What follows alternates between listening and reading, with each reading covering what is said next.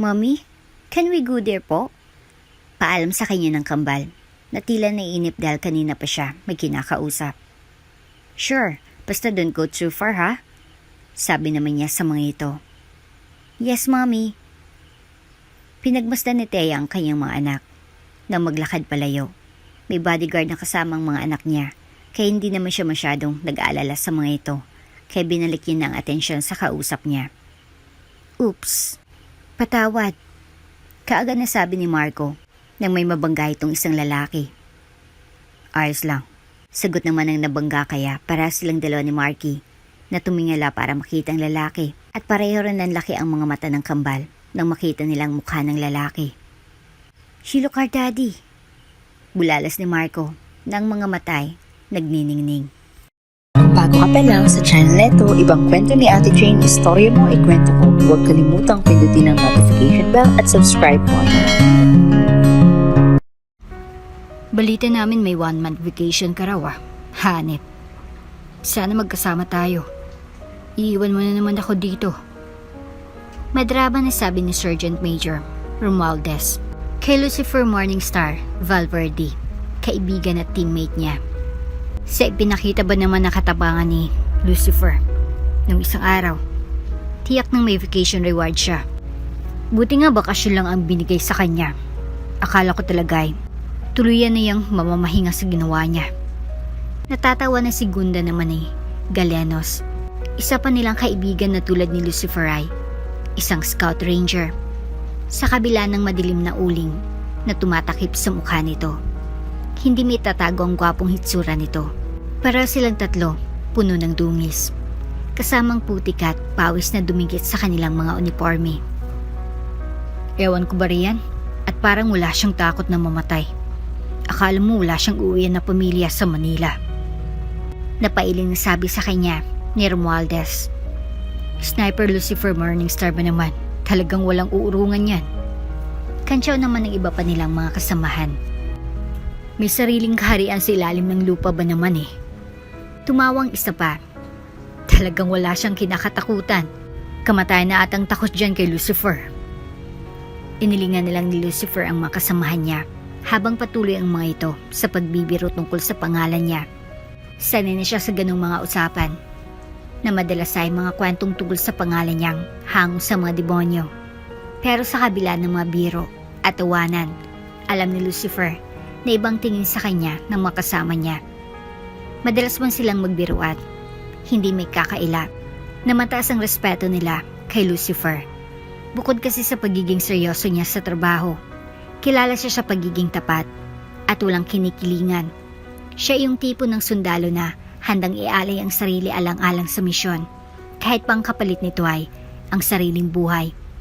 Kaya't sa kabila ng mga tawanan, alam ng lahat na nasa mabuting kamay sila sa tuwing kasama nila si Lucifer sa labanan. Kaya magpakademonyo rin kayo sa taas ng gyera para naman mabigyan din kayo ng reward at hindi kayo puro pabigat. Grabe ka naman, Sargento. Ang sakit mo naman magsalita. Kanina matapos ang kanilang ensayo, bigla siyang pinatawag ng commander nila. Akala ni Lucifer Morningstar Valverde ay nakagawa na naman siya ng isang bagay na hindi nila nagustuhan. Katulad ng huli siyang pinatawag, ngunit sa pagkakataong ito, hindi ito para sa isang reklamo.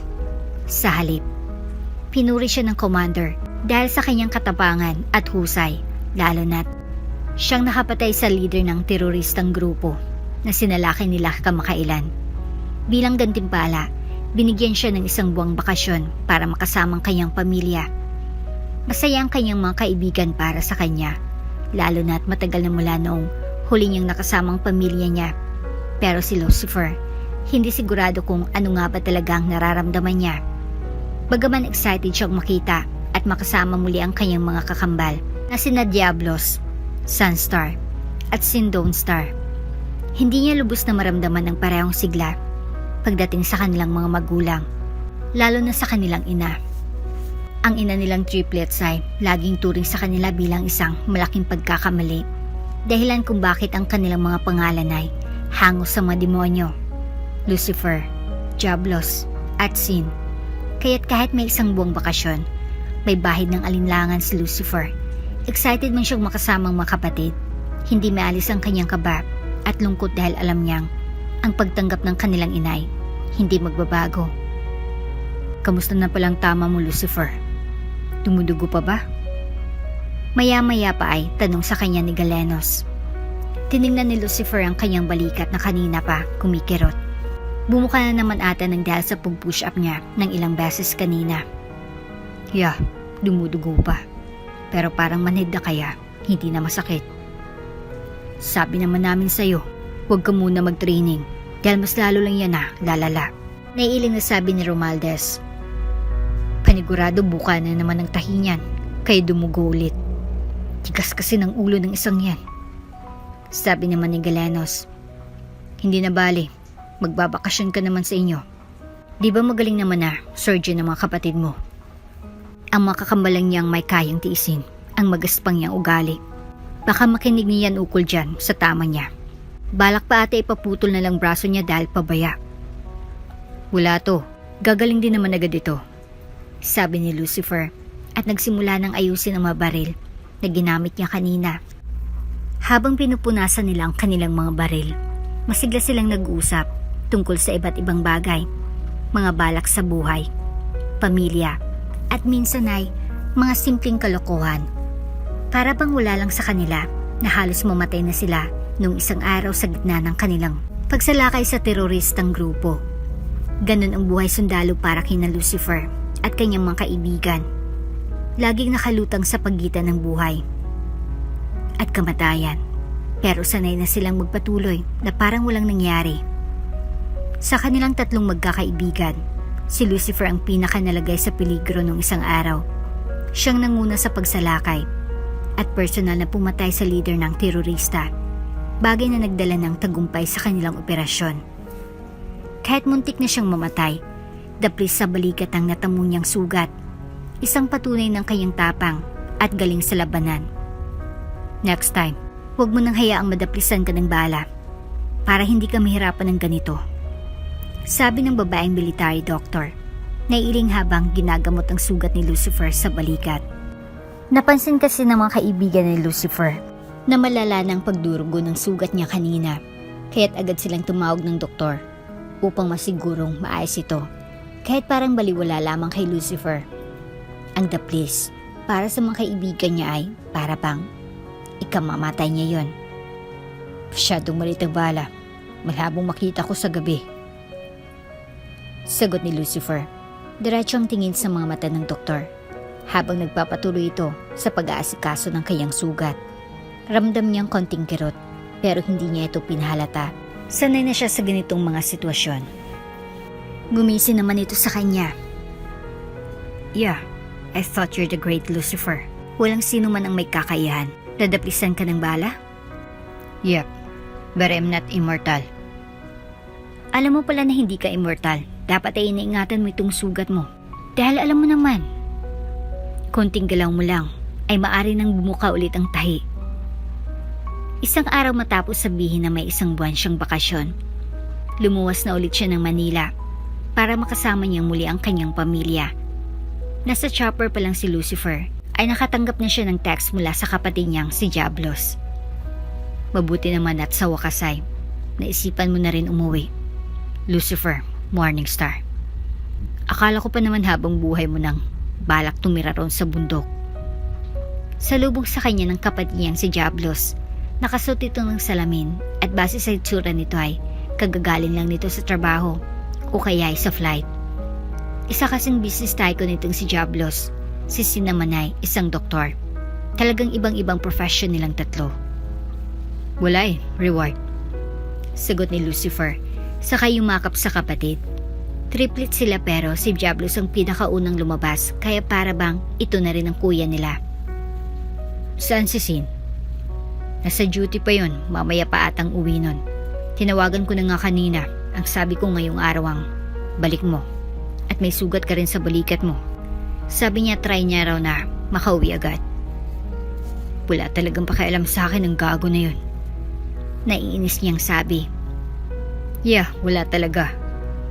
Ang mom mo at si dad, where are they? Nasa Norway pa sila. Na-cancel ang flight nila kahapon.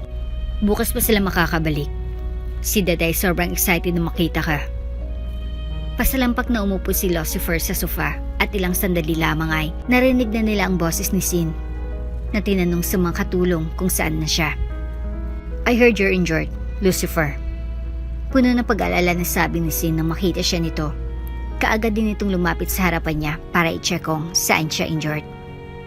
It's nothing. Ouch naman. Singal niya kay Sinang mahawakan itong balikat niya kung saan ang sugat. Shoo, piece of shit. Bakit pinisil mo? Ang sakit.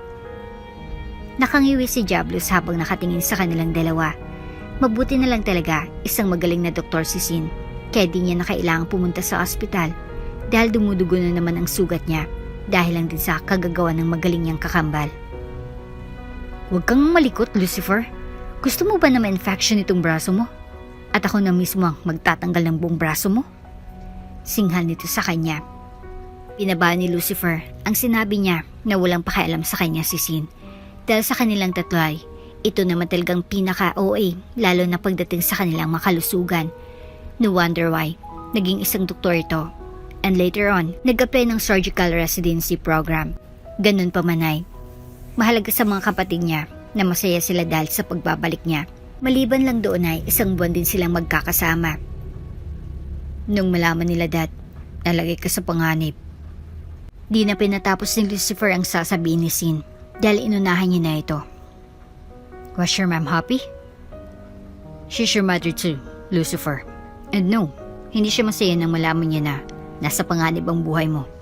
Lahat kami dito nag-aalala para sa'yo. Umiling si Lucifer. Na. I bet pakitang tao niya lang ulit yun. When in fact, muntik na sanang mabawasan ang malas sa buhay niya. Nagbuntong hininga si Sin at humilig sa backrest. Tingin ko naman ay nagbago na talaga si Mommy. It has been 5 years since she apologized to us. Inamin niya sa atin na may malaki siyang pagkakamali sa naging tingin niya sa atin noon. Hindi mo pa rin ba siya mapapatawad? No. Matapos siyang paramdam sa atin ng tatlo na malas tayo sa buhay niya. And she even named us after the devil. I don't think I can still forgive her. Mariin na sagot niya. Tingin ko naman ay totoo talagang concern niya para sa'yo. I heard from Dad na wala raw tigil sa pagdadasal si Mommy para maging ligtas ka. Wika naman ni Sin. That's enough, Sin. Pinalaki niya tayo ng ganito. Wala nang mababago roon. She made us, me especially, hate her habang lumalaki tayong tatlo. Mahirap nang mabago yun. Pagkasabi nun ay, tumayo na siya at iniwan ang dalawa sa sala. Dumiretso siya sa kanyang kwarto para doon magpahinga. Sa totoo lang ay na sana ni Lucifer na umuwi dito sa bahay nila sa tuwing nasa bakasyon siya dahil sa makikita niya naman ang kanilang ina. Pero nakiusap sa kanya si Sin at Diablos na kung maaari ay magkasama pa rin sila sa isang bahay, lalo na't bihira lang daw siyang makita at makasama ng dalawa. Mahal ni Lucifer ang makapatid niya kung kaya'y nakinig siya sa kanila. Masaya akong umuwi ka, anak. Hindi pinansin ni Lucifer ang kanilang ina na gusto sana siyang yakapin at sa halipay lumapit sa ama at niyakap niya ito. Miss you, Dad. Miss you too, son. Tugon ng kanyang ama sa kaniyakap din siya nito pabalik. I'm so glad you're safe. Mabuti na lang din at naisip mong umuwi muna. Yeah, I almost died, but I'm still here. Ani Lucifer na may pait sa kanyang boses. I guess it's because I am Lucifer. Mula sa gilid ng kanyang matay, nakita niya ang pagyuko ng kanilang ina dahil sa kanyang sinabi. Hindi pinansin ni Lucifer ang ina nila. Kahit pa nasa isang bahay lang sila, pinaparamdam niya dito kung anong pinaramdam nito sa kanya nung mga bata pa sila. The reason why wala ni isa sa kanilang tatlo ang nagpasya ng magpalit ng pangalan dahil gusto nila na maging reminder yon sa kanilang ina kung anong tingin nito sa kanila nun. Ayon sa kanilang inay, bunga lamang sila ng isang pagkakamali. May relasyon noon ng ina nila sa nakakatandang kapatid ng kanilang ama nung may nangyari sa kanila at ama nila. Silang tatlong nabuo na tingin ng kanilang inay, malas at pagkakamali dahil silang tatlo daw ang dahilan kaya nasirang relasyon ng ina nila at kapatid ng kanilang ama noon. Dahil nga sa buntis na noon sa kanilang tatlo ang ina nila, kailangan nitong makipaghiwalay sa tito nilang tatlo at pakasalan ng ama nila. Although after many years, ay narealize din ng kanilang ina ang pagkakamali nito. Di pa rin naalis kay Lucifer ang galit para dito. Siguro nga ay sadyang mahirap na yon. Mabura kahit pa ilang taon nang nagdaan. May girlfriend ka na ba roon, Reaper? Biglang nagtanong ang tiyuhin nila, kaya napatigil ang triplets sa pagkain. Kasalukuyang nagsasalo-salo silang buong pamilya sa Valverde Mansion. Dahil naghanda ng munting welcome party para sa kanyang magulang niya, kahit pa nung isang araw pa siyang dumating. Wala po, tiyo. Sino naman po ang magiging girlfriend ko roon? Sa tuktok ng mundo, mga unggoy doon? Makukulong ako, tiyo. Pabirong tugon ni Lucifer na ikinatawa naman ng mga kamag-anak nila. Natawa rin ang tiyawin niya. Ngayon na magbabakasyon ka dito sa loob ng ilang buwan, balak mo na bang maghanap ng maging nobya mo? Para naman lagi kang ma-inspire na bumaba sa bundok. Umilig si Lucifer, sabay subo ng steak na nakatusok sa tinidor niya.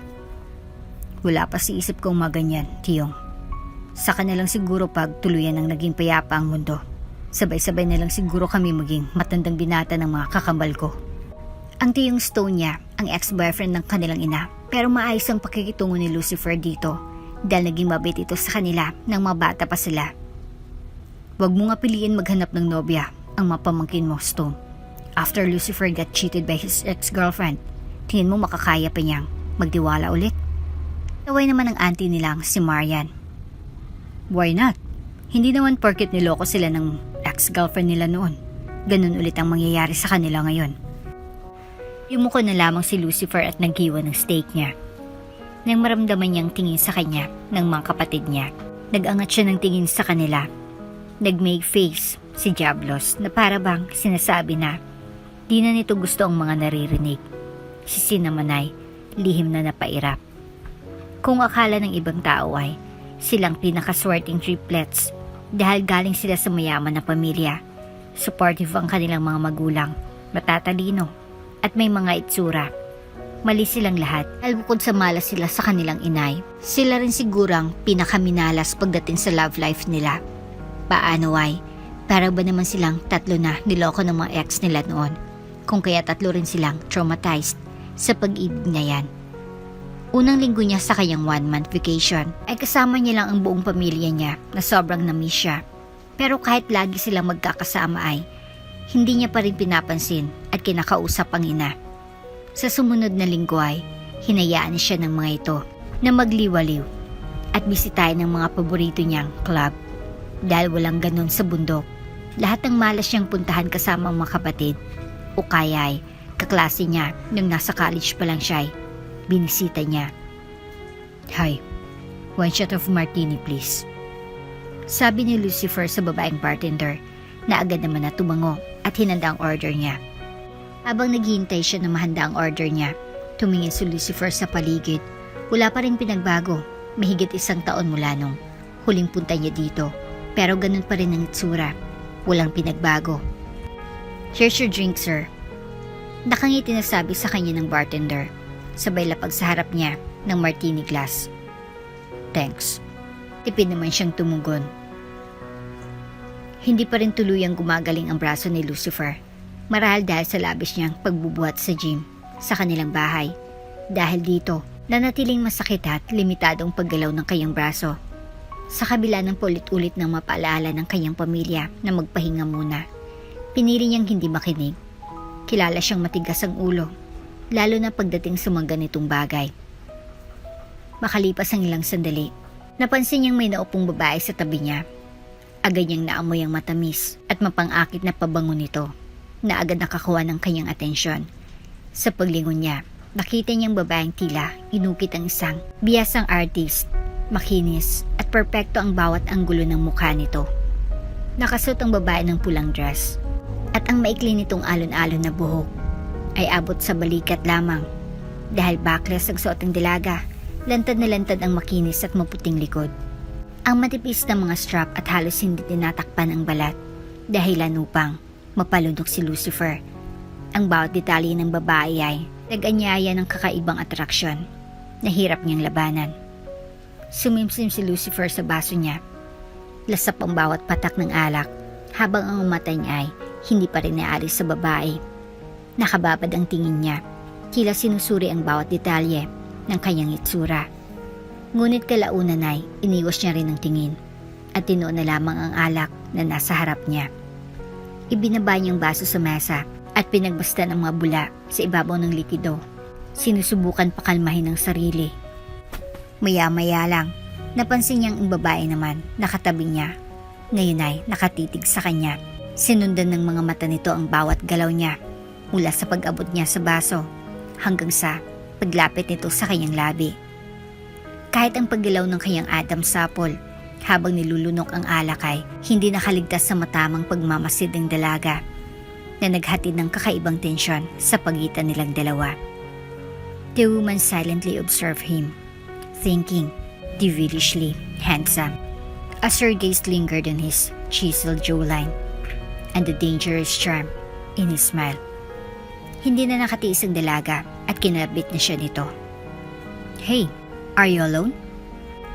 Ibinaling ni Lucifer ang tingin niya sa babae at tipid siyang sumagot. Yeah. Ngumisi sa kanyang dalaga. Do you want me to accompany you? Sure, I don't mind. Iniwas na ulit ni Lucifer ang tingin niya at sumaya niya siya sa bartender ng panibagong order na agad naman itong ginawa. Ramdam pa rin ni Lucifer ang mga mata ng dalaga na nasa kanya. Di niya tatanggi na may ibang dating sa kanyang mga tingin nito, na minsan ay di niya nadama sa ibang tumititig sa kanya noon. What's your name? Maya-maya pa ay tanong ng babae sa kanya. Lucifer. As in, devil? Tinignan niya ang dalaga at tinanguan. Yeah. Wow, you really are devilishly handsome. And your name even echoes of that devil.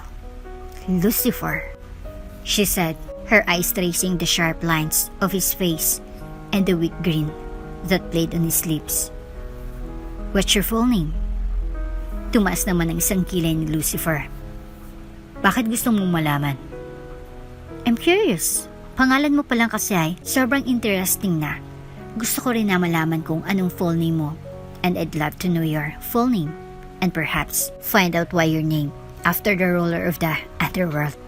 Nakangiti po sa kanyang dalaga kaya mas lalo lang na lumitaw ang kagandahan nito na para talagang tunay na anghel. Hindi tuloy may iwasan ni Lucifer ang mapatanong sa kanyang isipan. Is this even okay?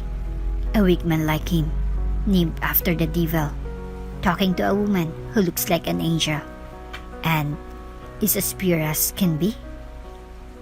So, anong buong mong pangalan? Tanong ulit ng dalaga sa kanya. Lucifer Morningstar. Nagningning ang mga mata ng dalaga dahil doon. So, you're really the devil? Yeah, I guess. Ang unique pala talaga ng pangalan mo. Parang pang devil talaga. I wonder why yan ang pinangalan sa'yo ng parents mo. Siguro matigas ang ulo mo o kaya naman ay masamang ugali mo? Sinuri pa nitong itsura niya. Pero, base naman sa itsura mo, mukhang mabait ka naman. O siguro dahil lang sa gwapo ka. Alam mo na, looks can be deceiving.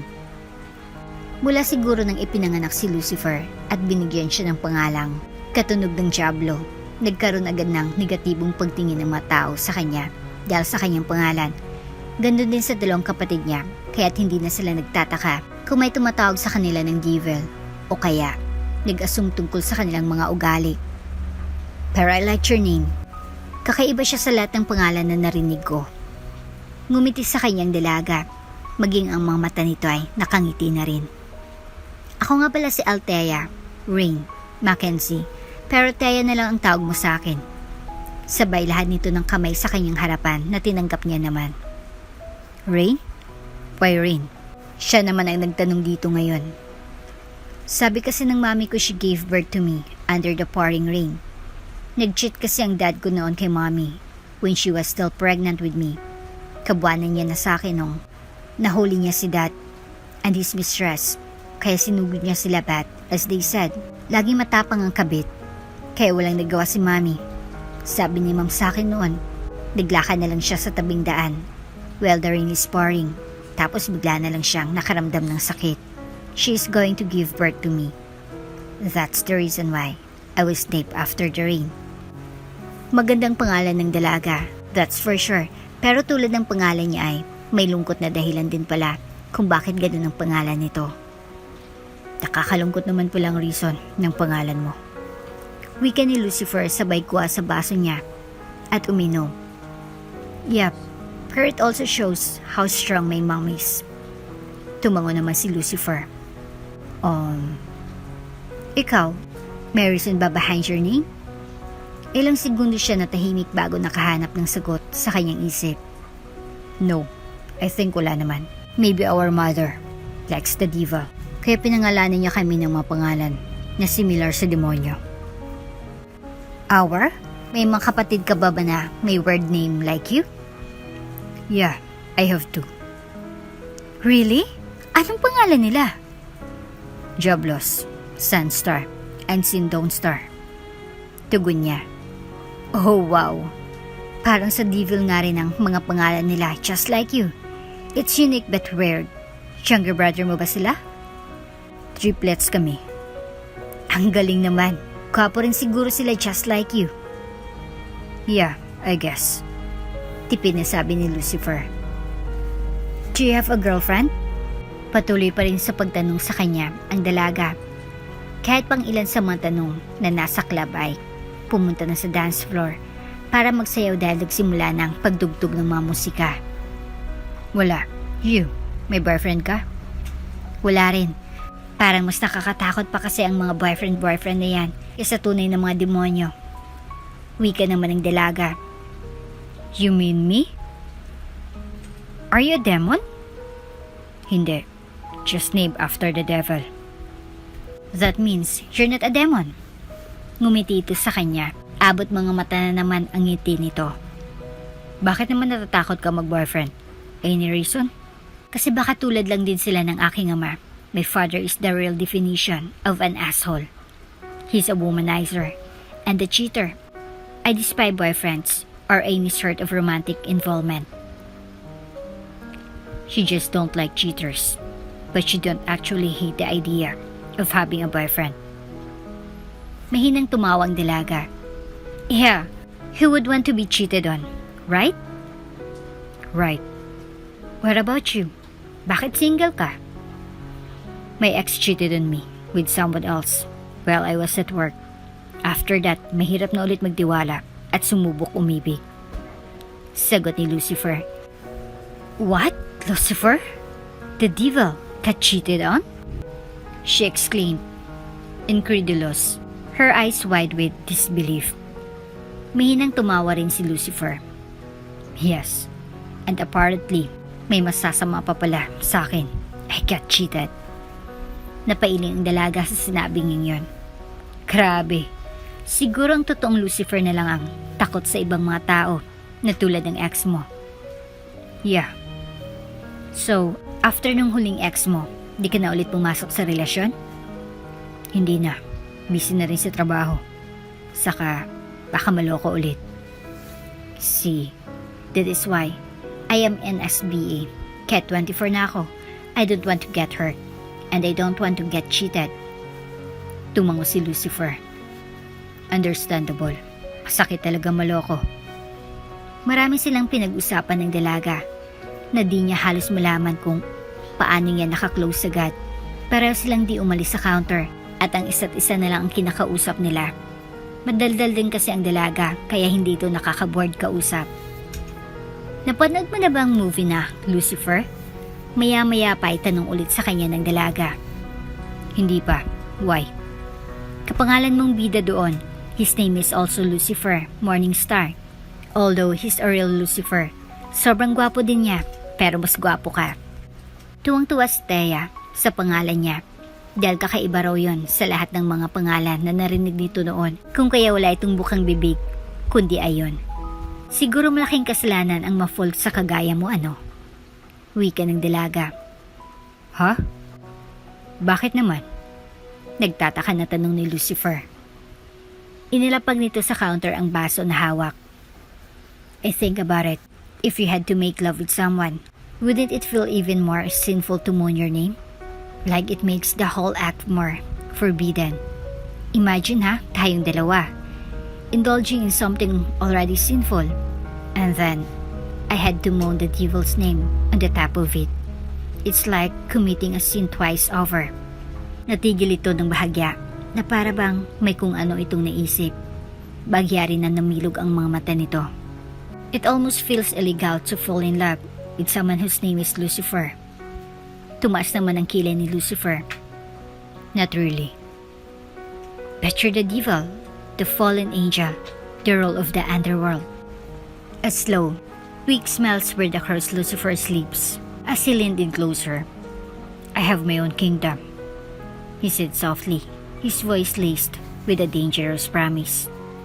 And if you happen to fall in love with me, I'll take you there with me. Nanglit ang mga mata nito sa kanya. What? Handa kang dalhin doon lahat ng mapofall sa'yo? Ngumisi naman si Lucifer at lumayo ng bahagya sa dalaga. No, only you. Me?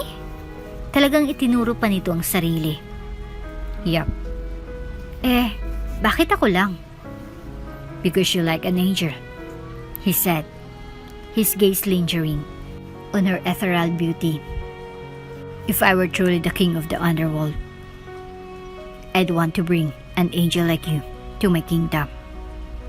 You're truly a devil.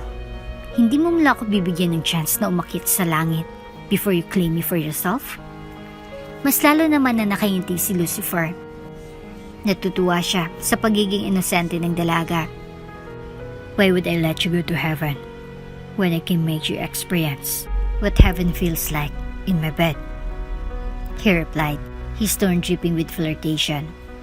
Wow, you're a total flirt, she retorted, her cheeks flushing with a mix of embarrassment and indignation.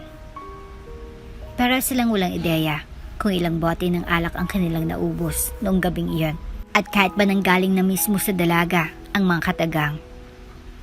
Kasalanan ng iungol ang pangalan mo at ibigin ka. Dahil para rin daw itong nagkakagusto ito sa isang demonyo. Di pa rin maiwasang di ba kagawa ng kasalanan na malaya na lang nila ang kanilang mga sarili na nasa loob ng isang pribadong silid at ginagawang isang bagay na simula pa lamang ay itinuturing na ng dalaga bilang isang malaking pagkakamali. She still ended up moaning his name that night.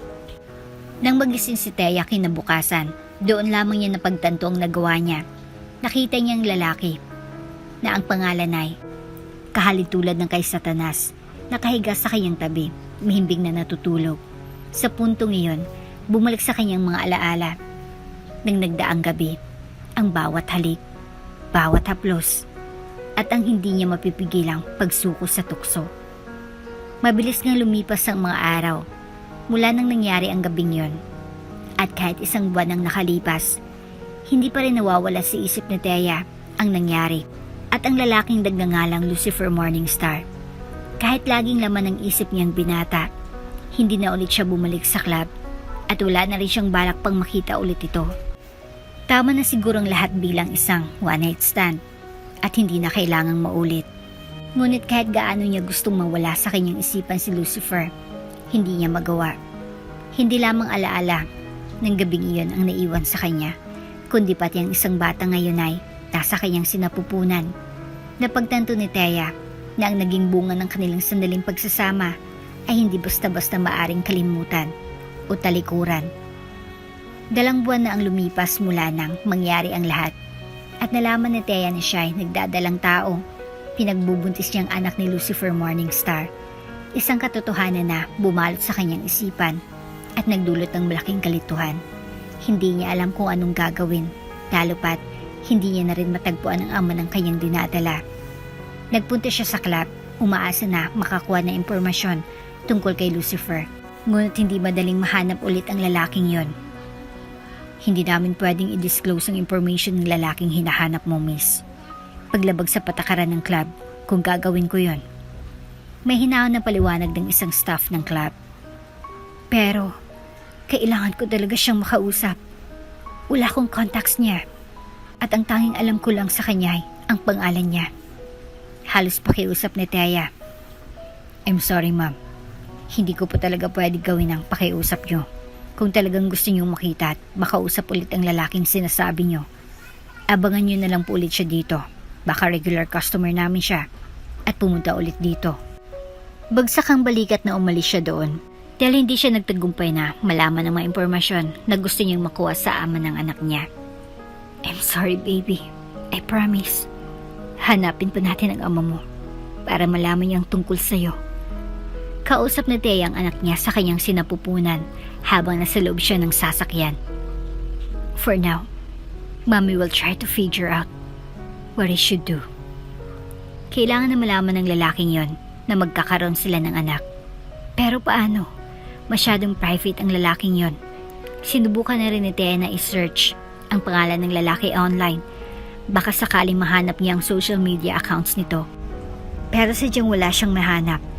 Kung bakit ba naman kasi hindi niya man lang natanong ang lalaking yon kung anong apelyado nito. Di sana mas madaling paghanap niya. Samantalang, sa mansyon ng ama ni Thea, dahan-dahan na pumasok ang stepmother niyang si Viancy.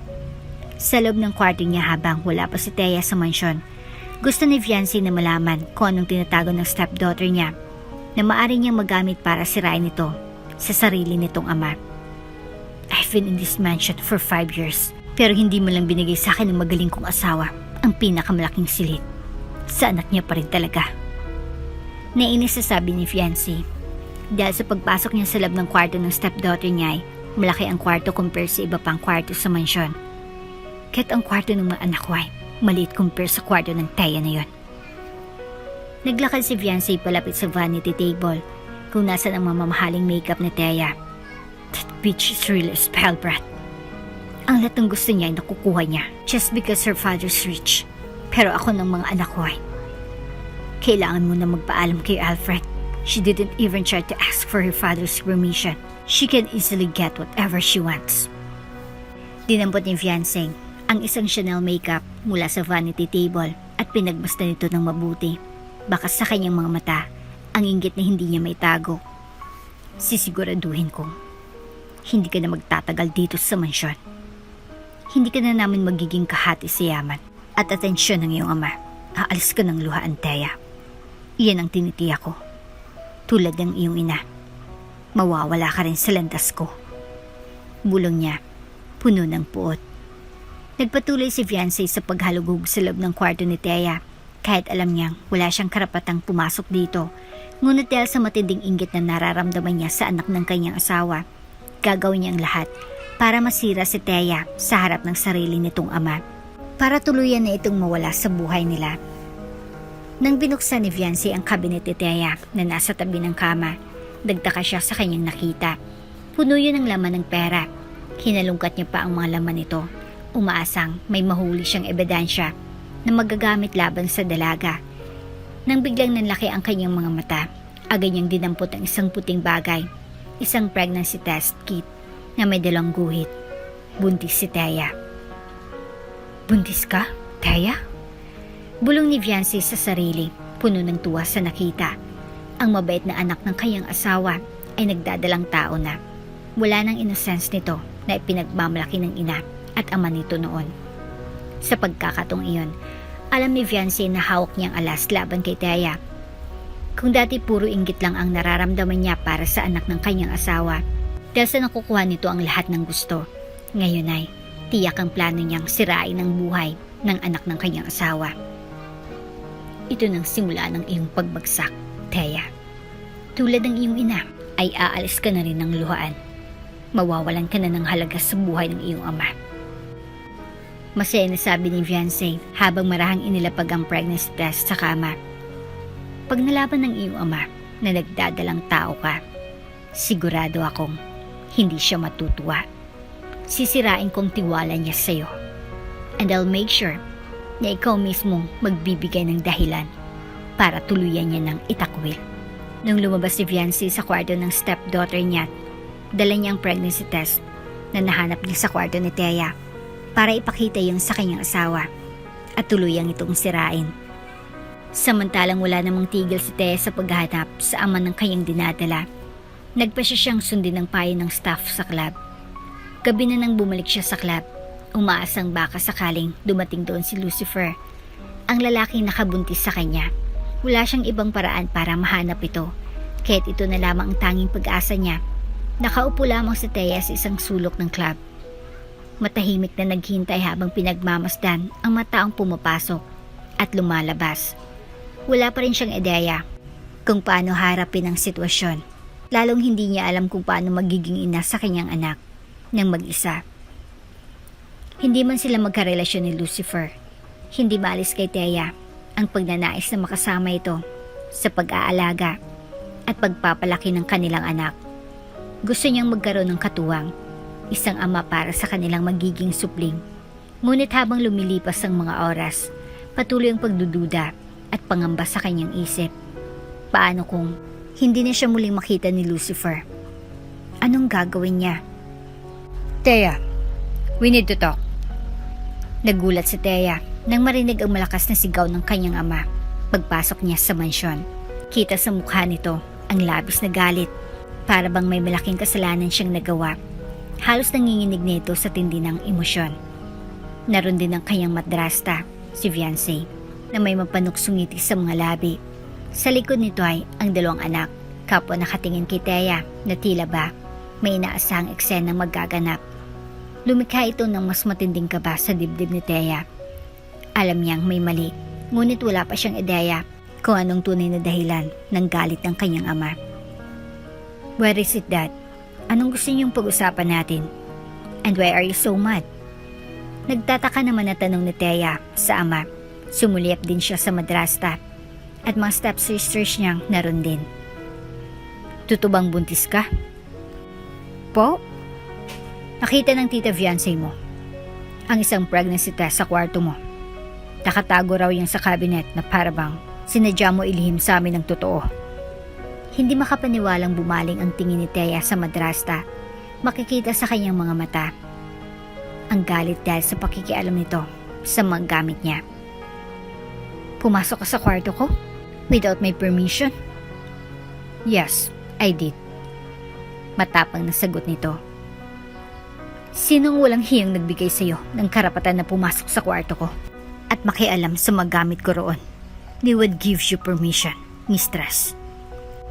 Pumasok ako sa kwarto mo kanina kasi na-feel ko na may tinatago ka sa iyong ama. At hindi nga ako nagkamali. Nakita ko roon ang pregnancy test na tinatago mo. You're pregnant at ayaw mong malaman ng iyong ama ang tungkol sa pagbubuntis mo.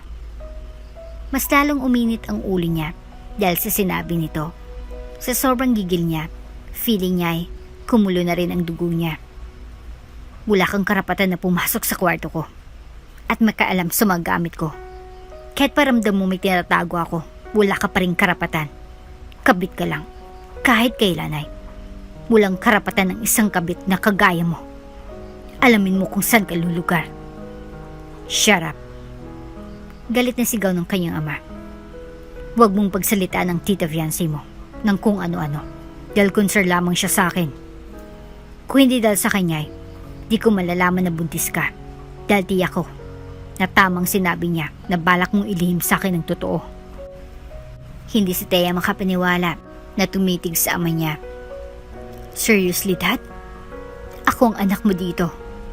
Ako ang tunay mong kadugo. Pero lagi mo nalang kinakampihan ang kabit mo na wala namang kwenta. At hindi lang ikaw ang lalaki. Huwag mong ibahin ang usapan dito, Thea. Tinatanong kita kung totoo bang buntis ka. Galit na tanong ng ama. Yes, buntis ako. Wala naman akong balak na itago sa inyong totoo. I was going to tell you, pero inunahan ako niyang magaling mong kabit para sirain ulit ako sa iyo. Sa tingin mo, Dad, kung talagang balak kong itago sa iyo ang totoo tungkol sa pagdadalang tao ko, mananatili ba ako dito sa mansyon? Hindi ba dapat umalis na ako dahil sooner or later mapapansin niyo rin ang pagdadalang tao ko? Hindi ako tanga para hindi maisip ang tungkol doon. At kaya hindi ako umalis dahil balak kong sabihin sa iyo ang totoo. Kung hindi lang nakialam at nagbida-bida yung pabida mong kabit. Ako mismo magsasabi sa'yo, Dad. Napatigil naman ng ilang sandali ang kanyang ama na para bang naisip nito na tamang sinabi niya. Napansin yun ng madrasta niya kaya agad itong nag-isip ng sasabihin. That's not true, Han. Nakita ko rin sa loob ng cabinet niya ang maraming pera. For sure kinuha niya yun mula sa'yo para gamitin niya sa kanyang pagtakas. That it's not true, you piece of shit. Nag-withdraw ako the other day dahil bala ko bumili ng bagong sasakyan. Sabi niya dahil yun naman talagang totoo kung bakit marami siyang pera sa cabinet. Ayaw niya kasi talaga sa mga bank transactions. Ang akala ni Tia ay maniniwala na sa kanyang ama dahil alam nito na ayaw niya talaga sa mga bank transactions, but instead, pas pinili nito na paniwalaan ang madrasta niya. Sinong ama niyang pinagbubuntis mo, Tia? Kilala mo ba siya? O baka naman may katotohanan din ang sinabi ng tita mo na baka nabuntis ka lang ng kung sinong lalaki? Doon na siya hindi nakasagot dahil kahit anong tanggi niya ay may katotohanan nga ang sinabing yon ng madrasta niya. Hindi niya kilala ang ama ng dinadala niya at tunay na nabuntis lang siya ng kung sinong lalaki. Sabihin mo sa akin ang totoo, Tia. Sinong ama ng pinagbubuntis mo? Hindi siya sumagot. I don't know. Okay? Hindi ko siya kilala personally. But he said his name was Lucifer Morningstar. Nang dahil sa sinabi niya ay napatawa ng malakas ang stepsister niyang si Wanda. Are you really stupid, Tia? Sasabihin mo sa amin ng ama niyang anak mo ay karakter sa isang movie? Sa tingin mo ba talaga ay naniniwala kami sa mga imbento mo? Bakit kasi hindi mo nalang sabihin ang totoo na nabuntis ka ng kung sino-sino lang dahil malandi ka? At wala ring balak ang lalaking nakabuntis sa'yo na panagutan kayo ng anak mo. Just admit it, even if it'll hurt your ego. Totoo bang lahat ng yan, Tia? Tanong ng kanyang ama. Totoo bang nabuntis ka ng kung sino lang na lalaki at wala siyang balak na panagutan kayong mag-ina? Hindi ulit siya nakapagsagot kung kaya mas lalo lang na naggalit sa kanyang ama niya. Nabuntis ka ng isang lalaki na hindi mo malang nakilala? Nakakaya naman ang anak mo, Han. Napailig sa kanya ang madrasta niya. Nabakas naman sa labis na saya ang muka dahil nagalit sa kanyang ama. At mas lalong hindi siya makapaniwala sa mga sumunod na binitaw ng kataga ng kanyang ama. Sinunod pa rin ng dalaga ng magaling niyang ama kung anong sinabi ng madrasta niya na palayasin siya sa mansyon dahil isang malaking kayan daw kapag nalaman ng lahat na ang nag-iisa at tunay nitong anak ay nabuntis ng kung sinong lalaki lamang. Masisira lang daw ang reputasyon ng kanilang pamilya. At sa totoo lang ay hindi alam ni Tia kung anong klaseng pinakain ng madrasta niya sa kanyang ama para maging utu-utu ng sobra. Really, Dad? Papalayasin mo ako because of this? Ganun hindi man lang kayo nahiya? Niyang kabit mo na tumira dito sa bahay kung saan nangako ka kay Mami ng isang masayang pamilya? Di ba mas lalo lamang nasira ang reputasyon ng pamilya ng dahil sa inyong dalawa? You cheated on my mother, Dad. Pati ba naman ngayon ay mas pipiliin mo pa rin na paniwalaan ang magaling mong kabit? Your mom's dead, Tia. Matagal nang wala ang iyong ina. Huwag mo nang balikan kung ano pang nangyari sa past. It's all over. Kami na ng tita mo, ang mag-asawa. Galit na galit naman si Tia. Napasya ng kanyang ama. Ngunit tinanggap niyang kagustuhan nito na umalis na siya. After all, ay matagal niya nang pinaplano na umalis dahil sawa na siyang makasama sa isang bubong, ang kabit ng kanyang ama. I promise, babalik ako at babawiin ko sa inyong lahat ng mga kinuha niyo. Lahat ng pag-aari ng aking ina ay mababalik ko sa kanya, and I'll make sure mula sa inyong dalawa ang makikinabang ulit. Banta niya sa kanyang ama na agad na namula dahil sa galit. Shut up, Tia.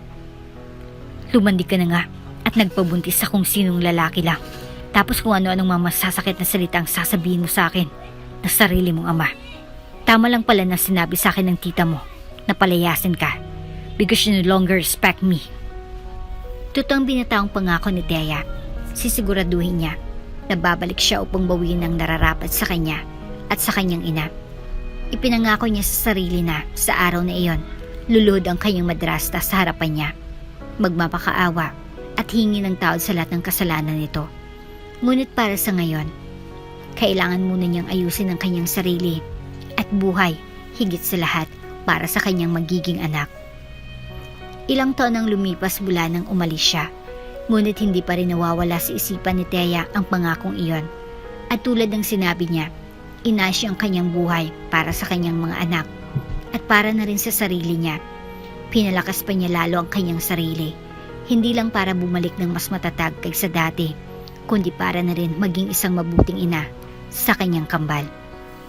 Sa kabila ng lahat ng pagsubok na dumating sa buhay niya, nagawa niyang palakihin ng maayos ang kanyang kambal at itaguyod ang sarili bilang isang matagumpay na negosyante sa Canada. Sa bawat hakbang, pinaramdam niya sa kanyang mga anak na kahit wala silang ama, hindi yun nangangahulugan na may kulang sa kanilang buhay.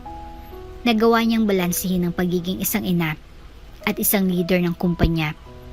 At sa kabila ng lahat, napalaki niyang mga anak niya na may pagmamahal at katiyakan na walang mali sa kanilang pamilya. Hindi naging madali ang lahat. Maraming pagkakataon na gusto niya nang sumuko, lalo na sa mga gabing mag-isa siyang umiiyak dahil sa pagod at pangungulila. Pero hindi niya iyon ginawa. Nangako siya sa kanyang mga anak at sa kanyang ina na magiging matatag siya, na kahit kailan, hindi siya susuko sa anumang laban sa hinaharap ng mundo.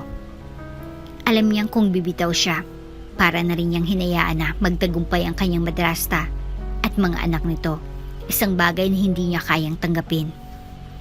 Sa bawat araw na lumipas, pinatatag siya ng mga pagsubok. Iniisip niya kung susuko siya, mawawalan ng halaga ang lahat ng ipinaglaban niya para sa kanyang mga anak, para sa kanyang ina na minaliit bago nawala, at sa sarili niyang dignidad. Kaya't sa bawat pagdapa, bumabangon siya ng mas malakas, hindi para lamang sa sarili, kundi pati na rin sa mga anak niyang umaasa sa kanya. "Mommy, are we going to the Philippines all together?" Masayang tanong kay Thea ng anak niyang si Marco, and he hugged on her sleeve. "Yes, Mommy has work in that country. We'll need to stay there until Mommy finishes her work." Sagot naman ni Thea sa mga anak, kaya pareho na nagdingning ang mga mata ng kambal. "I'm already excited to go there," Marky exclaimed, bouncing on his toes. "I've never been to that country before, but I bet it's beautiful place. I've heard it has many stunning beaches, so let's make sure to visit them when we go." "Me too." Excited naman ang sagot ni Marco sa kakambal. "Didn't Mommy say that our daddy, Lucifer Morningstar, is in that country? Maybe we'll get to see him while we're there. Shall we start practicing our Tagalog so Daddy won't think we're foreigners? That way, he'll recognize us," Marky asked. "Oo nga, Marky. Dapat na tayong mag-ensayo ng Tagalog." May accent na sagot ni Marco sa kakambal. "Your Tagalog is already perfect, Marco. But if na-meet na natin si Daddy, ang dapat na appropriate way na pag-greet natin sa kanya is like this." Yumuko si Marky sa harapan ng kakambal para ipakita kung paano ang dapat gawin. "Magandang gabi o araw sa inyo. Ako po si Marky, 7 ang aking edad. May kambal ako, 7 na rin siya." Ginaya ni Marco si Marky at yumuko din. "Magandang hapon po sa inyong lahat. Ako po si Marco, 7 ang aking edad. Nag-grow up kami ng twin ko sa Canada." Natatawa na lang si Thea habang nakikinig sa mga anak niyang sinusubukan na magsalita ng Tagalog. Kahit mali-mali naman ang kanilang mga grammar at nakakatawa rin ang kanilang mga accent, sa kanya at sa mga pinanonood lang nila natuto ang dalawa ng konting Tagalog, kaya hindi sila ganun kabihasa sa lingwahe. Natutuwa si Thea dahil kitang-kita niya ang excitement sa mukha ng kanyang mga anak, lalo na't iyon ang kauna-unahang beses na pupunta sila sa Pilipinas. Siguro, malaking bahagi ng kasabikan nila ay dahil umaasa ang kambal na sa wakas ay makikilala na nila ang kanilang ama. Kahit hindi nagtagumpay si Thea na mahanap si Lucifer Morningstar, hindi niya kailanman itinago sa anak ang pangalan ng ama nila. Paulit-ulit na nagtanong at nakiusap ang kambal na makita man ang itsura ng ama nila, kaya't sa huli, pinagbigyan niya ang mga ito. Pinakita ni Thea ang mukha ni Lucifer base sa kanyang pagkakaalala. Isang paraan ng kahit papaano ay magkaroon ng connection ng mga anak niya sa lalaking nagbigay buhay sa kanila. At ayon din kasi ni Thea na ipagkait sa kambal ang karapatan nila na malaman kung anong pangalan ng kanilang ama at makita rin ang mukha nito kahit pa sa drawing na lang. Sa kabila ng lahat ng hindi niya nasagot na tanong tungkol kay Lucifer, sinigap ni Thea na di maramdaman ng kambal ang anumang kalungkutan dahil lang sa wala silang ama. Ngayon habang naghahanda silang umuwi sa Pilipinas matapos ang 8 taon, naroon ang pag-asa sa puso niya na baka sa wakas magtagpo ang kanilang landas. Bakit mas pinili mong maging bodyguard ni Mommy instead na maging model star? Sa itsura mo, pwedeng-pwede kang maging model, baka nga may maging sobrang sikat na model kasi you're so handsome. Nasa iyo ng lahat, matangkad ka rin, malakas ang apil. Tanong kay Lucifer, Morningstar, Valverde. Ni Wanda Rosario, panganay na anak ni Viancy, Mackenzie, ang bagong misyon na ibinigay sa kanya ng gobyerno. Mas gusto kong maging bodyguard kaysa maging isang sikat na modelo. Tingin ko ay mas mahirap ang buhay pag maraming nakabantay sa bawat kilos ko. Sagot ni Lucifer. Ang pakilala ni Lucifer sa mga Mackenzie ay siya si Star. Malaga kasi ang misyon niyang ito, kaya hindi nila pwede malaman kung ano nga ba ang tunay niyang trabaho at pagkakakilanlan. Nung nalaman ni Lucifer ng asawa ni Alfred ang misyon niyang protektahan dahil yun ang utos ng gobyerno ay agad niyang tinanggap dahil mas madali para sa kanya na malaman kung saan si Althea Rain Mackenzie na sobrang tagal niya ring hinanap. Hindi ba't ang sabi mo ay may nag-iisang anak ang stepfather mo? Nasaan na siya? Tanong ni Lucifer sa dalaga. Sa totoo lang ay gusto niya itong iwan dahil sobrang daldal nito. At si Thea lang ang tanggap niya na madaldal, pero hindi niya ito pwede iwan dahil boss niya ito at gusto niya rin na malaman kung nasan si Thea. Hindi ko alam, mula nang umalis siya ay wala na kaming naging balita sa kanya. Wala rin naman kaming pakialam sa kanya, kaya we really don't care kung nasan na siya ngayon. Mas mabuti na nga malayo siya sa amin kasi wala naman siyang naidulot na maganda, plus may attitude rin talaga siya, hindi namin gusto. Naupo si Wanda sa sofa at makikita sa mukha nito ang inis kay Thea. Di niya lang kasi matanggap na her dad chooses over her mom. Nung buhay pa ito, and until now, wala ng mommy niya, hindi pa rin niya tanggap ang totoo. Lucifer wanted to say bad words, pero pinigilan niya lang ang kanyang sarili. Really? Pati bang kanyang amay, wala na rin pakialam sa kanya? Tanong ulit ni Lucifer. Kailangan niyang malaman lahat ng pwede niyang malaman tungkol sa babaeng matagal niya nang hinahanap, na kahit pa walang taon nang nagdaan, ay nanatiling laman ng puso at isip niya. Yes, wala na siyang paki sa sarili niyang anak. Lahat naman kami sa mansyon ay walang pakialam sa kanya. Masamang ugali niya at hindi niya alam kung paano respetuhin ang mami ko. That's why, ang dad niya mismong nagpalayas sa kanya. Tumango si Lucifer. Kahit pa hindi na siya natutuwa sa sinasabi ng babaeng ito sa babaeng gusto niya, kailangan niya pa rin manatiling kalmado nang sa ganun ay walang magduda sa kanya. Matapos makipag-usap kay Wanda, umalis siya at tumawag sa kanyang mga kapatid para ipalam sa dalawa kung ano nang nalaman niya tungkol sa babaeng lagi niyang bukang bibig sa kanila. Really? Can't believe ganyan pala sila kasama. I mean, we all know na masama talaga sila, lalo na Viancy Mackenzie is protecting a big syndicate. Pero hindi pa rin katanggap-tanggap na nagawa nila yon. Sabi ni Diablo sa kabilang linya. Sobrang lungkot niya siguro dahil kahit sarili niyang amay, iniwan siya para lang sa stepmother and sisters niya. Wika naman ni Sin. I know, kaya kailangan ko na rin siyang mahanap, pero hindi ko pa naman alam kung saan siya hanapin. Hindi rin alam ng supposed to be pamilya niya kung nasan siya. Frustrated na sabi ni Lucifer. Manmanan mo lang sila, for sure, may alam sila tungkol sa kanya. Hindi lang nila sinasabi. After all, Thea ang tunay na anak ni Alfred Mackenzie. It's impossible na hindi na ulit siya magpakita sa kanila. Si Thea lang ang rason kaya tinanggap niya ang misyon nito at hindi niya pinili na magstay sa bundok. Kaya hindi pwede na di niya ulit makita ang dalaga na lagi na lang laman ng utak niya at naging laman na rin ng kanyang puso. Saan ba kita hanapin, Thea? It's been 8 years. Bakit ayaw mo pa rin na magpakita sa akin? Tanong na lang ni Lucifer sa kawalan. Samantalang nang makabalik na si Thea sa bansay, agad niyang sinagawa ang plano niya para muling mabawi sa ama niya ang kumpanya ng kanyang ina na ibinigay sa kanya ng ina. Noon sa kanya, sinadya talaga ni Thea na maging sobrang private ng buhay nila ng mga anak niya sa Canada. Nang ganun ay, walang maging ideya ang ama niya at pamilya nito kung kamusta ang buhay niya. At para nang sa ganun ay, hindi pa rin magkaroon ng ideya ang ama nito sa mga plano niya. At sinimulan niya na ang plano niya sa pamamagitan ng pagkuha niya ng tiwala ng mga investors sa kumpanya ng ama niya. It's been a really long time since the last time we saw you, Miss Mackenzie. Masaya kami muling makita ka. Sabi sa kanya ni Mr. Ferrer, business partner ito ng ama niya. Masaya rin akong muli kang makita, Mr. Ferrer. Tugon niya at nakipagkamay dito. Ipinakilala niya rin kay Mr. Ferrer ang mga anak niya. Kasalukuyang nasa isang party sila. Anniversary kasi ng kumpanya ng mga Mercedes.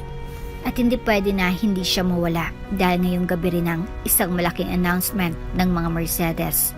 Bilang siya ang bagong partner ng mga ito, nandito rin ngayong gabi ang kanyang ama. And for sure, kasama na naman ito ang stepmother at hilaw niyang kapatid. Gusto niya nang masaksihan ang lahat ng to. Ang mga Mercedes ang isa sa mga main investor sa kumpanya ng kanyang ama.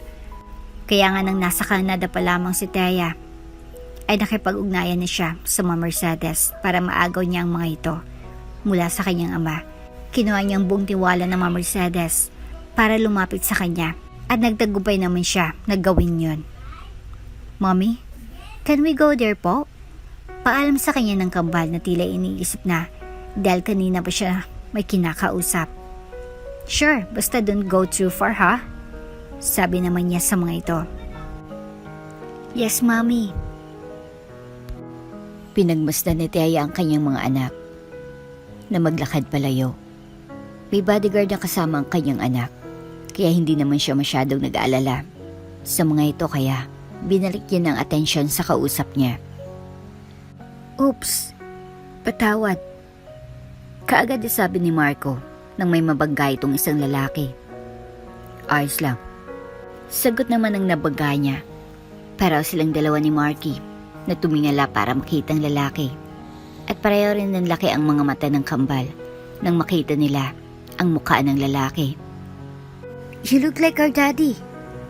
Bulalas ni Marco na ang mga matay nagdiningning. Ngumiti naman si Lucifer sa mga bata. Really? Parang tumango ang dalawa. Opo. Siya bang kasama niyo dito ngayon? Hindi po. Si Mami po ang with us. Kung ganun ay, nasa ng mami niyo? Bakit kayong dalawa lang ang magkasama ngayon? Usisa naman ni Lucifer. Ang cute ng dalawang bata na hula niya. Kambal sila. Malaki ang kanilang pagkakahawig. Mas matangkad lang ang isa. Busy pa po ang Mami makipag-usap bat. Nagpaalam po as sa kanya. Dalakad na lang po as here. Tugon ng isang bata sa baluktot na Tagalog. Hindi maiwasan na matawa ni Lucifer sa cute na accent ng dalawa. Halata rin kasing nahirapan ng mga ito sa pagtagalog, but it's a good thing na sinusubukan pa rin nila. Huwag kayong masyadong lumayo at baka mawala kayo ha. Masyadong malawak ang lugar na ito. Baka di kayo mahanap ng mami nyo. Paalala ni Lucifer sa mga bata. Opo. Ano nga palang mga pangalan ninyo? Ay Marco. Ay Maki. Saka pareho rin na yumuko ang dalawa. Hugh po, mister. Ano pong name mo? Tanong ni Marco. Star. Star ang aking pangalan. Sagot niya. Mabuti na lang at hindi niya nasabi kung anong tunay na pangalan dahil baka kakilala ng mga Mackenzie ang ina ng mga batang ito at malaman pa kung sino talaga siya. Hindi ba natin lalapitan ang mga bata? Nakipag-usap sila sa hindi nila kakilala. Tanong ng isa sa mga bodyguard ng kambal na kasamang nasa tabi. Ha? Anong hindi kakilala? Nagtataka na sambit nung isa pa. Baka ngayong lalaki ang kanilang amay. Tingnan mo naman. Kahit saan ang gulo tingnan ay, makikita ang pagkakahawig ng kambal sa lalaking yun. Napatitig din ang unang nagsalita sa tatlo. Pero hindi ba ayon kay Miss Dayay, di kasama ng kambal ang kanilang ama? Baka dahil naghiwalay lang sila, kaya ganon. Mag-aama siguro ang mga yan. Sabi ng isa at bumaling sa direksyon ng ina ng kambal na mukhang hinahanap ng mga anak. Sa kabilang banda naman, ay nagtataka si Thea nang makita niyang kanyang mga anak na may kasamang isang matangkad na lalaki. Hindi niya lang kita ang mukha ng lalaki sapagkat nakatalikod ito. Pero ang mas nakakapagtaka ay kung bakit kausap ng lalaking kasama ng mga anak niya ang stepsister niyang si Wanda, na buti na lang ay agad din na lumayo. Marco, tawag ni Thea sa mga anak. Lumingon sa kanyang dalawa at ganun din ang kasamang lalaki ng kambal at natigilan si Thea nang makita niya kung sinong lalaking yun. Ikaw? Bulalas ni Thea. Ngumiti naman si Lucifer. Thea, na para bang natutuwa itong muli siyang makita at parang bang kitagal na nitong inaasam na muli siyang masilayan. Lumapit siya sa mga ito na natiling nasa kanyang mga mata ni Lucifer ay nasa kanya lamang at hindi na naalis ang kislap. Pinalapit ni Thea ang kanyang mga anak sa tabi niya at tinignan niya si Lucifer sa mga mata.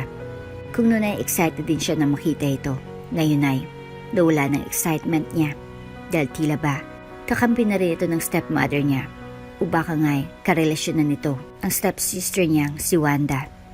Base kasi sa kilos ni Wanda kanina ay para bang may kung ano sa dalawa. Bakit ka nandito? Ano-ano mong stepmother at sister ko? Tanong niya kay Lucifer na hindi pa rin nalis ang ngiti sa mga labi. Bodyguard ako ni Viancy, Mackenzie. Bodyguard ka niya? Yeah. Bahagya rin itong tumungo. The government sent me to protect her. Protect her? Bakit kailangan mo siyang protektahan? Zetrats. Kapag ko na ay muling umiti sa kanya si Lucifer, masaya ako na muling makita ka, Thea. Ang tagal din kitang hinanap. Kailangan ko pang lumapit sa pamilya mo para lamang mahanap kang muli. Dito lang pala kita matatagpuan. Hinanap mo ako? Ngumiti naman si Lucifer. Of course, walang taon kitang hinanap. Kaya masaya ako sa wakas ay muli tayo nagkita. Mommy, know mo po siya? Tanong ni Marco while tagging her dress. Pero sila ni Lucifer na napatingin sa kambal na pera naman na nagtataka. Ibinalik ni Thea ang tingin niya kay Lucifer na nanatiling nasa dalawang mga mata. Mga anak mo sila? Nag-angat ng tingin si Lucifer sa kanya. Anak ba natin sila? Siya pong daddy namin, Mami? Manghang tanong ng kambal. Ngunit naudot lahat ng yon dahil biglang dumating ang stepmother niya. Mabuti na lang at hindi sila nakita ng mga ito na magkausap dahil baka kung ano pang isipin nila. Inilayo niya ang kanyang mga anak sa ama at parehong naiyak ang mga ito. Mami, bakit po tayo lumayo kay Daddy? I thought it's okay for us to meet our daddy. Iyak ng iyak si Marky. Oo, pero hindi pa sa ngayon ang tamang panahon para makausap natin siya.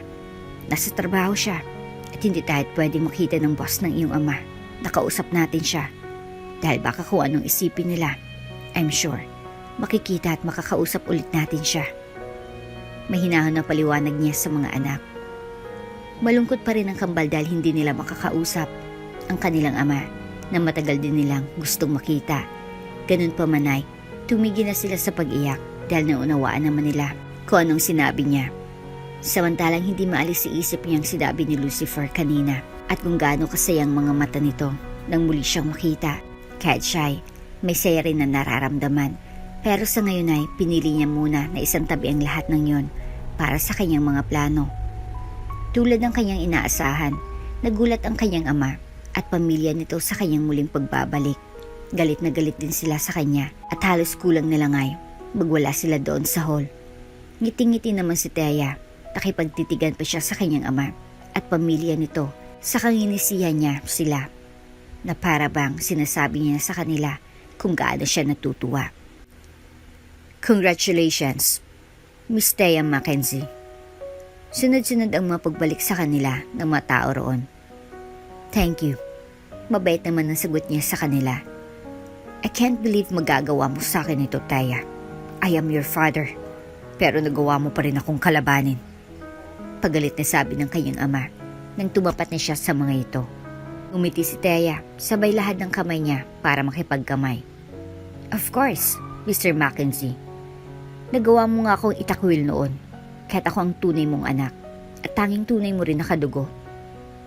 Kung nagawa niyo sa akin ang bagay na yun, di ka na dapat na nagtaka na magagawa ko rin ito sa inyo.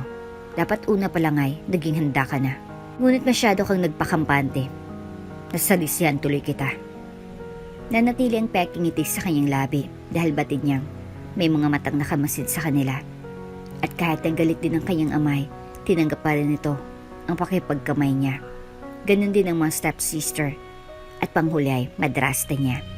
Napatingin siya sa lalaking nasa likod ng stepmother niya.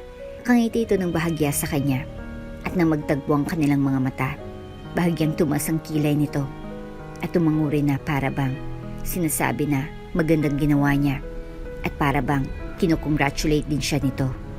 She didn't smile back. Hindi niya kasi sure kung tunay bang kakampi si Lucifer o kung nasa side ito ng stepmother niya. Ganun pa man ay hindi may tatanggi ang kakaibang pakiramdam sa kanyang puso. Matapos nun ay nauna na siyang nagpaalam sa mga tao roon na kailangan niyang umuwi. Late na rin kasi at alam niya na pagod na rin ang mga anak niya. Ngunit pagdating nila sa parking lot ay nasa tabi ng kanilang sasakyan si Lucifer na tila silang hinihintay. Daddy! Agad na tumakbo ang dalawa palapit sa kanilang ama at yumakap dito. I'm glad nakita ka po ulit namin, Daddy. Yumuko naman si Lucifer at niyakap ng mas mahigpit ang kambal. Masaya rin ako mga anak. Sobrang masaya si Daddy. Dahil nayakap ko na kayong mga anak ko. Masaya rin akong malaman na may anak ako at kayo yun. Kami rin po, Daddy. We were still in Canada. My twin and I prayed for the day our paths would cross with yours. We're so grateful that the day is finally here. Iyak ni Marco na mas lalo din na nagpabuhos sa luha ni Lucifer. Si Thea na nakatayo lang at nakatingin sa mag-aama niya ay di na rin napigil ang luha dahil alam niya kung gaano kagusto ng mga anak niya na makilala at makasamang kanilang ama. Saksi si Thea sa bawat pagdarasal ng mga anak niya. I also prayed to God to let me meet your mom again. And I waited for a long time. I'm so happy that it finally happened. And I'm even more grateful because it's triple blessing. Nalaman kong may kambal ako na anak. Karagal ng tono ng boses ni Lucifer habang nanatiling yakap ang mga anak. Nag-aalala si Thea na baka may makakita sa kanila kaya matapos nun ay sinabihan niyang mga anak na pumasok na sa loob ng sasakyan at kailangan niya muna na makausap si Lucifer. Alanganin man dahil gusto pang makasama ng matagalang ama ay sumunod sa kanyang kambal. Ang stepmother ko, nasan siya? Baka makita kanya dito.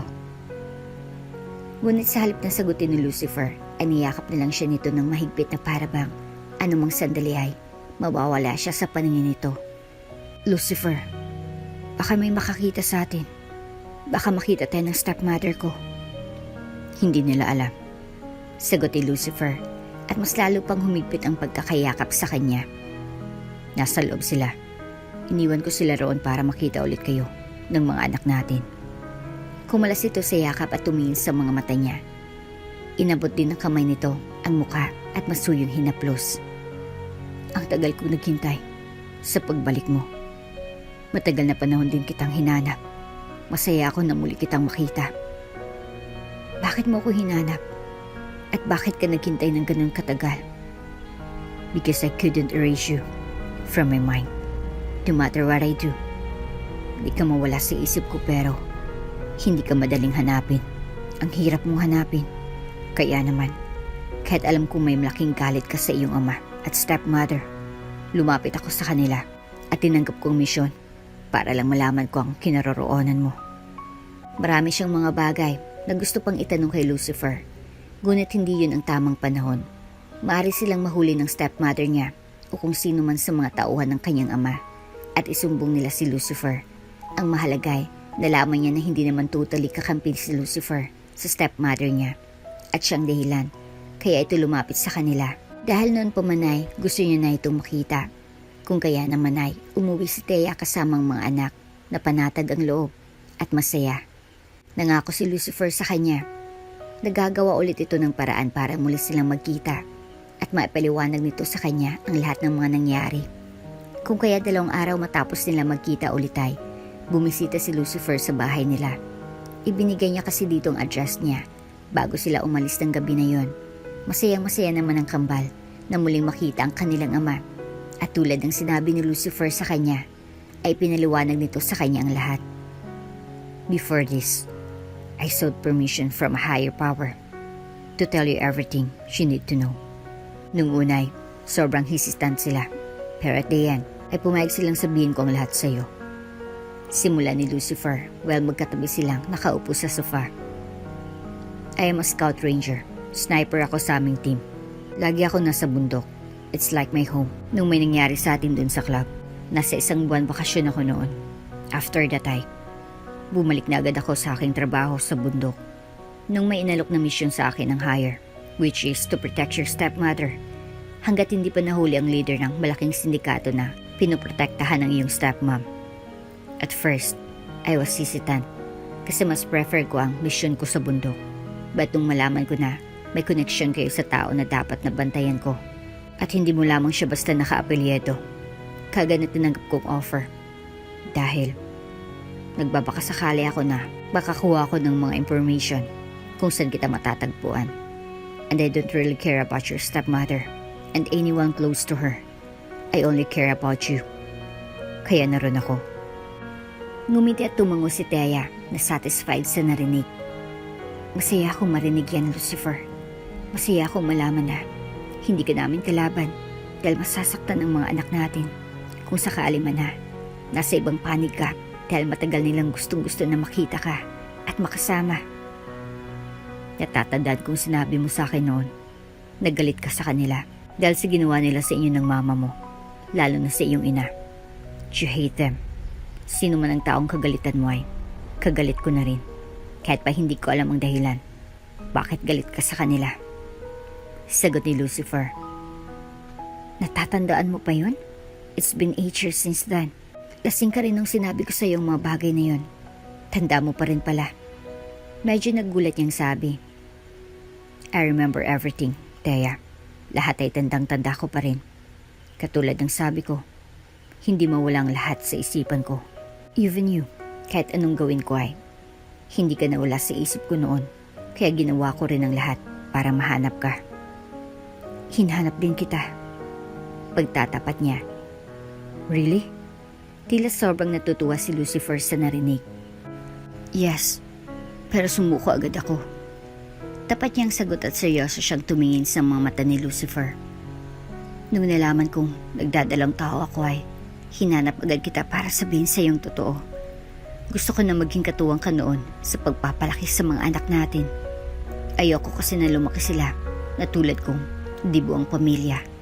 Sabi ko noon, kahit wala tayong relasyon, we will try to make things work para sa magiging anak natin. Gusto ko lang maranasan nila ang isang masaya at buong pamilya. But I give up immediately. Walay, nagkaroon ako noon ng napakalaking problema, kaya sinukuan ko rin agad ang paghanap ko sa'yo. Nalaman ni Dan ang pagdadalang tao ko. Hindi niya noon matanggap na buntis ako nang hindi ko kilala. He believed that I was a disgrace to our family. Kaya naman pinaalis niya ako sa bahay. I have nowhere to go.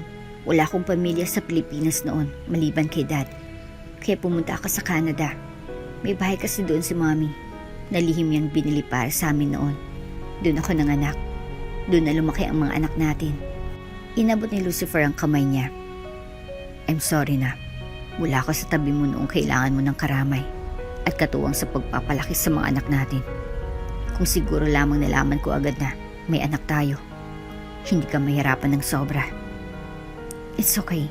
Lahat ng manangyari noon ay hindi ko pinagsisihan at hindi mo dapat na ihingi ng tawad sa akin.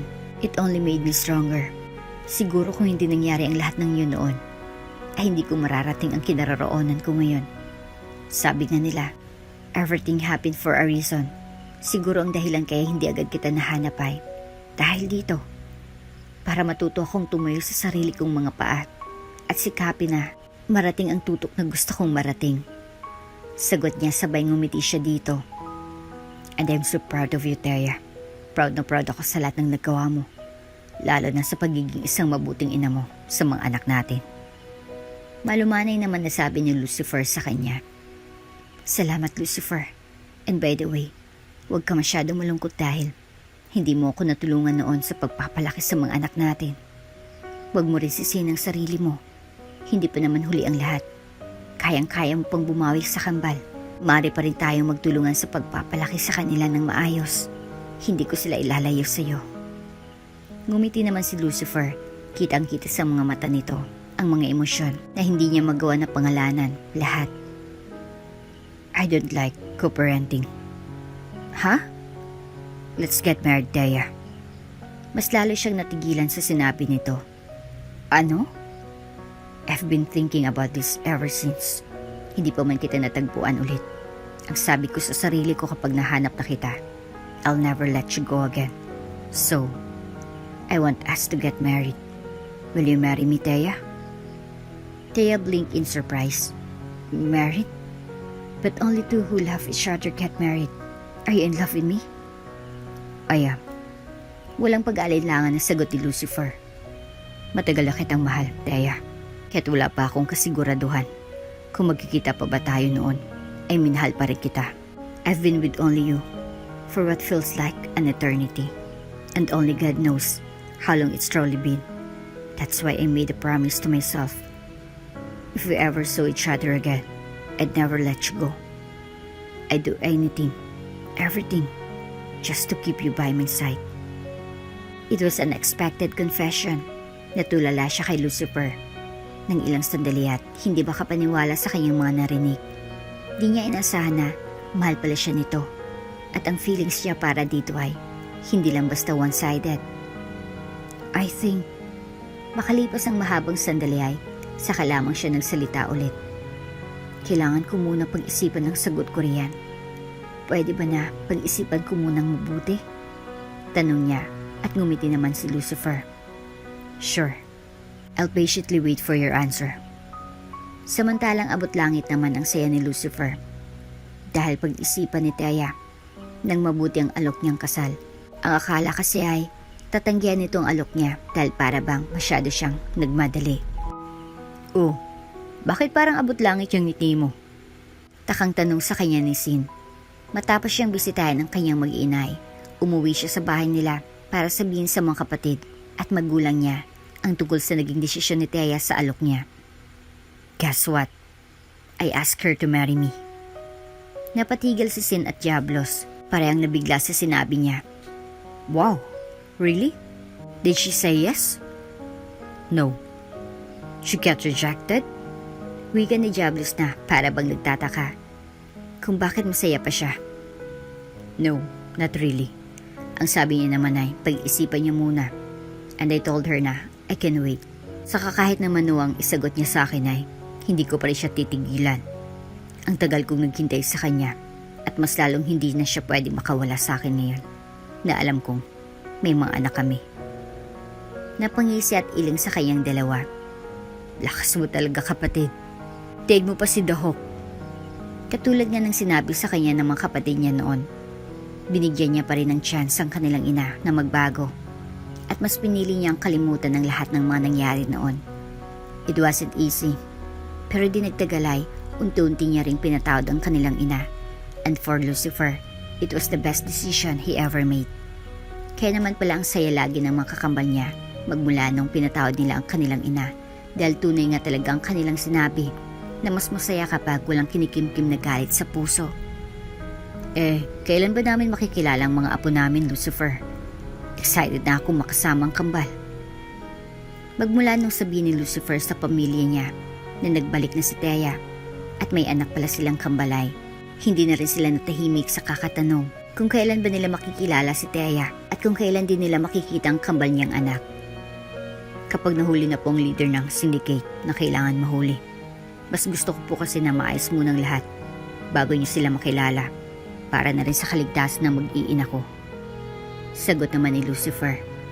Naunawaan naman ng pamilya ni Lucifer ang kanyang desisyon, kaya hindi sila nagmadali na makilala ang mag-iina niya. Mabuti na lang, may mga updates na rin tungkol sa kinaroroonan ng taong kailangan nilang hulihin. At kay fiancé Mackenzie mismo nanggaling ang mga lead nila. Marahil ay mabilis siyang nakuha ang tiwala ng pamilyang Mackenzie.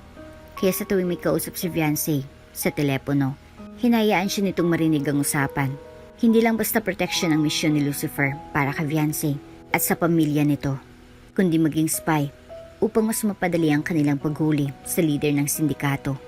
Magmula nang maging matunog ang pangalan ng nasabing leader, dumami ang mabanta sa buhay ni fiancé, lalo na mula sa loob ng sindikato na dati niyang pinoprotektahan. Inakala kasi ng mga ito na nag-try daw si fiancé Mackenzie kahit nais nilang patahimikin ito. Nahuli ng leader ng sindikato na pinoprotektahan ng madrasta ko? Tanong ni Thea sa kanya. Yes, kapon lamang siya nahuli. Ubuti naman kung ganun. Pero kailan matatapos ang misyon mo na protektahan siya? Kapag nakulong na rin ang stepmother mo, ang misyon ko ay hindi lamang basta protektahan siya, kundi ang maging espiya niya rin. Kaya ngayon na nahuli ng taong pinoprotektahan niya, pati siya ay makukulog na rin dahil napatunayan na Dawit talaga ang pangalan niya sa lahat ng ito. Masaya si Thea na malaman na ang karma nang naghiganti para sa kanya. Malapit nang makulong ang kanyang madrasta na nagpapahirap sa kanyang ina noong nabubuhay pa ito. Di ko lubos akalain na magagawa mo sa akin ito, Thea. Anak kita. Ako ang dahilan kaya nabuhay ka sa mundong ito. Pero kinalaban mo pa rin ako. Kinuha mo sa akin lahat ng mga pinaghirapan ko. Umiling si Thea. Ang ngisi sa kanyang labi ay hindi nawawala habang kaharap niya ang kanyang ama at asawa nito. Sobrang disappointed sa kanya ng ama dahil sa nagawa niyang napagtagumpayan na mapabagsak ang mga ito. Matagal niya rin pinagplanuhan ang gagawin niya, kaya it's no longer surprising na nagawa niyang magtagumpay sa plano niya ng ganun lang kadali. Hindi ko kinuha mula sa iyo, Dad. Binawi ko lang naman kung anong para sa akin at kay Ma'am nang kinuha niyo yun sa amin. Hindi ba? Sinabi ko naman ito sa inyo noon. I will do everything para mabawi lahat ng kinuha niyo para lang ibigay mo yan sa asawa mo at sa mga anak niya. He just underestimated me. Kaya ngayon, nagagalit kang naging tagumpay ang plano ko. Mas lalo siyang napangisi at mas lalo lamang na nanggagalaite sa galit ang mga kaharap niya. Sa ginawa mong ito ay, mas lalo mo lang pinatunayan sa akin na wala kang utang na loob. At mas tama lang ang pasya ko noon na mas bilhin si fiancé kaysa sa inyo ng ina mo. Kung noon ay nagagalit pa si Thea sa tuwing narinig niya ang maganong salita mula sa kanyang ama, ngayon naman ay para bang wala na siyang pakialam sa mga yon. Marahil dahil nawala na siya ng paki sa kanyang ama at sa kung anumang iisipin nito sa kanya. Nawala na siya ng respeto para dito at ayaw niya nang i-please pa ito. I no longer care, Dad. Kahit ano pa man ang maging tingin niyo sa akin ay wala na akong pakialam. Nawala na ako ng paki sa inyo. The moment you choose your new family over your own daughter. Ang katiting na respeto na natitira para sa inyo noon ay nawala nung mas pinili mong paniwalaan ang kasinungalingan ng asawa mo kaysa sa akin na tunay mong anak.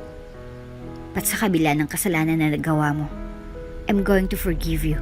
Gusto ko magkaroon ng peace of mind para sa mga anak ko at bago pa man ako ikasal. Pero hindi ibig sabihin na pinapatawad na kita. May babalik na sa dati kung anong nawala. Our father and our daughter relationship will never be the same again. Siguro hanggang dito na lang talagang lahat, Dad. Sa sinabi ni Thea, kitang-kitang lungkot sa mukha ng kanyang ama. Siguro, kahit huli na, nagsisisi na ito sa mga nagawa. Ngunit seryoso si Thea sa kanyang sinabi. Wala nang maibabalik sa dati. Kahit pa sa pangalawang pagkakataon ay pinatawad niya na ito. Hanggang doon na lang talaga. Minsan niya nang pinatawad ang ama at muling binigyan nito ng pagkakataon. Itinuring pa rin itong ama sa kabila ng lahat ng kasalanan na nagawa nito sa kanyang ina. Ngunit inulit na naman ito ang pagkakamali. Mas pinili na naman ang kanyang stepmother at muling tinalikuran si Thea para sa kanyang stepmother at mga stepsisters. Napagtanto ni Thea na talagang pag nasira ang tiwala, napakahirap na itong maibalik sa dati at minsan ay imposibleng bumalik pa. Matapos siyang bitawan ng mga kataga na yun ay tumayo na siya. Siya nga pala, Dad, sana lang ay hindi ka magsisi sa pinili mo noon dahil yun ang naging pasya mong gawin. at hindi ka na makakabalik sa dati para baguhin kung ano mang naging desisyon mo noon. At anytime soon, lalabas din ang totoo. And I'm sure, madidisappoint ka rin sa mga taong mas pinili mong panigan. Ganun pa man sana lang ay, tandaan mo na kung ano pa man ang mga nagawa mo ay hindi na mababago pa. Kung ano man ang mga desisyon na pinili niyo noon ay hindi na mapapalitan pa. Makahulugan ang pagkakasabi niya noon na pinagtaka ng kanyang ama kung anong ibig sabihin niyang sabihin. Ngunit hindi niya sinagot kung ano. Iniwan niya na ang mga ito sa loob ng conference room. At di na nagtagal mula noon ay lumabas na ang warrant of arrest para sa stepmother niya. Hindi alam ni Thea kung anong naging reaksyon ng kanyang ama dahil hindi siya pumunta dito para damayan ito. Pero alam niya na sobrang disappointed ang kanyang ama dahil ang stepmother niya ang lagi nitong pinagtatanggol noon na sa mga mata ng kanyang amay, ang stepmother niya ang pinakamabuting tao. Tapos turns out, protector pala ang mother niya. Naasal anghel kapag kaharap ang kanyang ama ng malaking syndicate at ang pera na kinikita ng kanilang kumpanya noon ay dun lang napupunta. Ang cute-cute naman ng mga apo namin. Grabe. Kamukhang kamukha silang dalawa ng ama nila. Masayang sabi ng ina ni Lucifer. Grabe. Nakuha niya rin ang mga mata mo, nak. Sabay baling nito sa kanya. Oo nga po. Kulay lang ng mga mata ko ang nakuha nila sa akin. Maliban dun ay puro na sa ama nila. Natatawa naman na sabi niya. Gawa po ulit kayo ng kambal. Sana pareha babae naman para mas masaya. Talagang muntik na siyang mabulunan sa sarili niyang laway dahil sa sinabi niya ng ina ni Lucifer. Narinig niyang mahinang pagtao ni Lucifer kaya sumulip siya dito. Kinindatan pa talaga siya nito na para bang inaasar siya dahilan para mag-init ang mukha niya. Buhay po kayo. Wala na pong mga anak saka wala pa pong mga wife kahit kamukha po kayo ni Daddy. Tanong ni Marco sa mga tito nitong si Diablos at Sin dahilan kaya napatawa si Lucifer. Wala kasi pumapatol dyan sa mga tito mo, anak. Tumatawa na sabi ni Lucifer. Huwag ka. Siyabang nito porket may kambal na. Sabi ni Diablos. Ganito kasi yon mga mahal kong pamangkin. Kaya hanggang ngayon ay single pa rin ang mga tito dahil sa sobrang gwapo namin na feeling ng ibay. Out of league na nila kami. Totoo yun. Kaya yun talagang problema ng mga tulad naming gwapo. Sabi naman ni Sin. Hoy, huwag nga kayong magsinundan mga anak ko. Baka mamaya, mahawang mga yan sa inyo at magsinungaling din sila. Saway ni Lucifer sa mga kakambal. Masaya naman si Thea na tanggap sila ng pamilya ni Lucifer na kahit 8 taon niya ring tinago ang mga anak nila ni Lucifer at wala ni isa sa kanilang nagalit at sa halipay sobrang ayos ang naging pakikitungo nila sa kanya at talagang binigay nila sa magkakambal ang buo nilang pagmamahal at atensyon.